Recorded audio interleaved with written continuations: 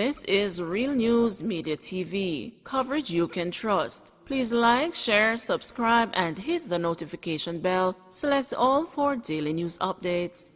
Good morning, my Real News Media TV family. Thank you so much for tuning in this morning, and I'm wishing for everyone a wonderful and a productive day. And in the news this morning for March 22, 2023, police trying to identify suspects who attempted to steal ATM in Manchester. The Manchester police are combing through CCTV footage to identify the gunmen who attempted to rob another automated teller machine in Mandeville, Manchester yesterday morning. According to the police, about 2 o'clock, armed men physically assaulted the guard on duty at a Banquos Mall on Manchester Road.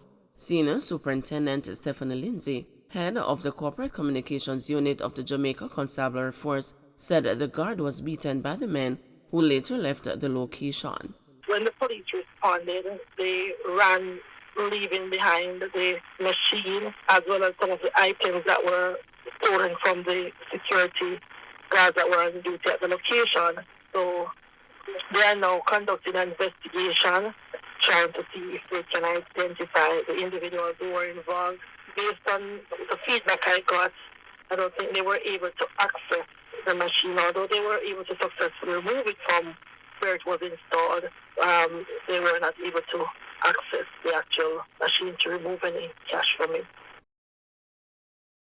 NWA and the GPS at odds over responsibility for street lights.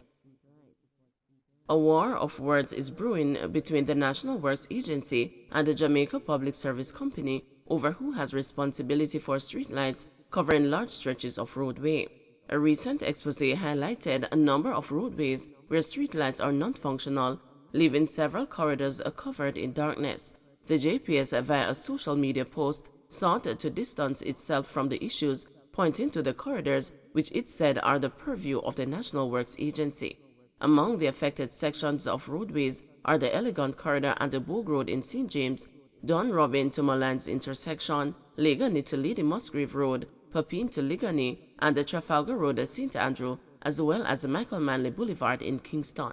But the NWA Communication Manager Stephen Shaw said the social media post by the JPS does not give the full story, adding that the agency maintains streetlights as part of the rehabilitation of roadways and is not a light and power company.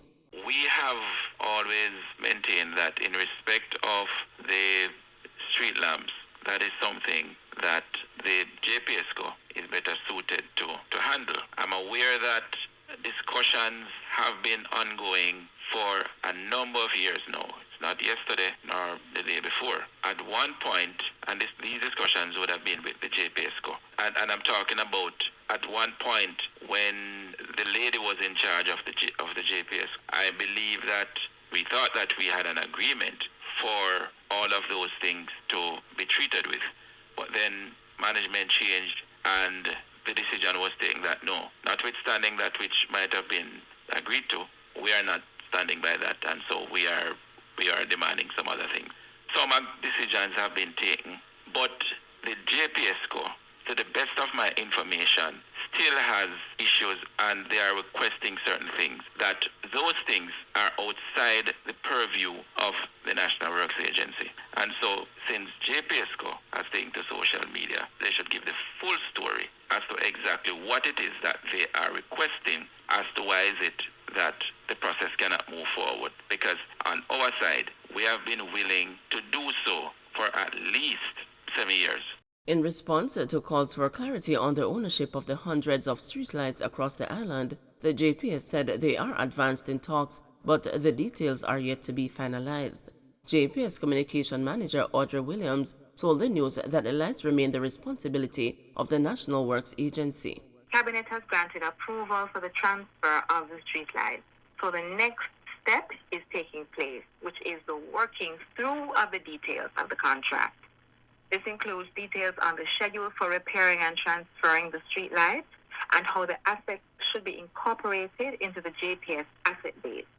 And as with any contractual arrangement, both parties must do their due diligence concerning everything, especially when dealing with a long-term arrangement.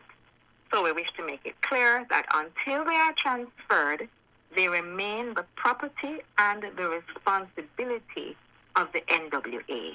As you can appreciate, when persons are going through negotiations or reading through the fine print of any particular contract, the time can vary. So it's very difficult to say when that would be. The proposal on the table is that it will be a transfer that takes place on a phased basis over a 3-year period. NCTVET and the VTDI workers staged sit-in. Workers at the NCTVET and the VTDI yesterday staged a sit-in to voice their displeasure with the handling of their issues with their employer, Heart NSTA Trust. The workers are upset about the lack of communication from Heart NSTA Trust about their outstanding payment arrangements due to them.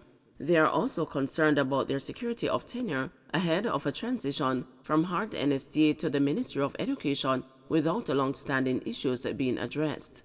Kurt Fletcher Island, the supervisor at the National Workers Union, said the workers were told by the management of Heart that they would be out of a job on March 31 and that new offers would be made to them. Notwithstanding that we're going through a compensation review, there is somehow a to-ing and fro-ing between the Ministry of Education and Heart Trust as to who actually will be paying these workers. Now, what has really brought on this frustration today, and it is the management of Heart Trust going to the staff indicating that as of March 31, that they would be out of a job and that new offers would be made to them. Now, the union is not aware that this process is taking place. And even if it was to take place, there are certain steps that has to be gone through before any advising of any worker is concerned. And we believe that the management was derelict in their duty.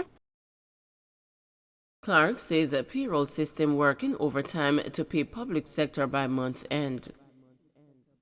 Public sector workers who have accepted new pay scales under a reclassification exercise will receive promised monies, including retroactive sums, Finance and the Public Service Minister Dr. Nigel Clark said on Tuesday as he closed the budget debate.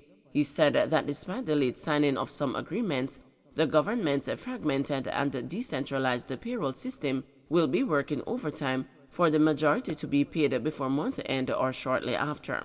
Among the largest groups to accept the new scheme in the last week is the Jamaica Police Federation, which represents rank-and-file members of the Jamaica Constabulary Force.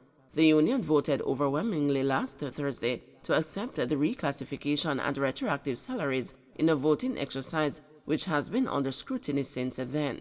If the JPF puts a pen to paper before Friday, at least 95% of public sector workers would have secured retroactive salaries for this salary period.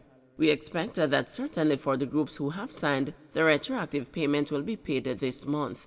It may not come on the 25th clearly because a lot of agreements were just signed, and some of them signed on Tuesday, but we will endeavor that the funds will leave the consolidated fund by the end of the month, Clark told the House. In the last 2 weeks, unions representing district constables, junior doctors, the Jamaica Fire Brigade, legal officers, probation aftercare officers, correctional officers, and the teachers have inked deals with the Finance Ministry. More than $40 billion in retroactive and other payments will be made. The police, teachers, and the doctors will receive about $30 billion. Clark expressed thanks to the various unions and the staff associations, as well as his ministry staff, for efforts made to get the arrangements inked, as he and the team adopted a deliberate strategy of not holding discussions in public. Don't forget to like, share, subscribe, and hit the notification bell. Select all for daily news updates.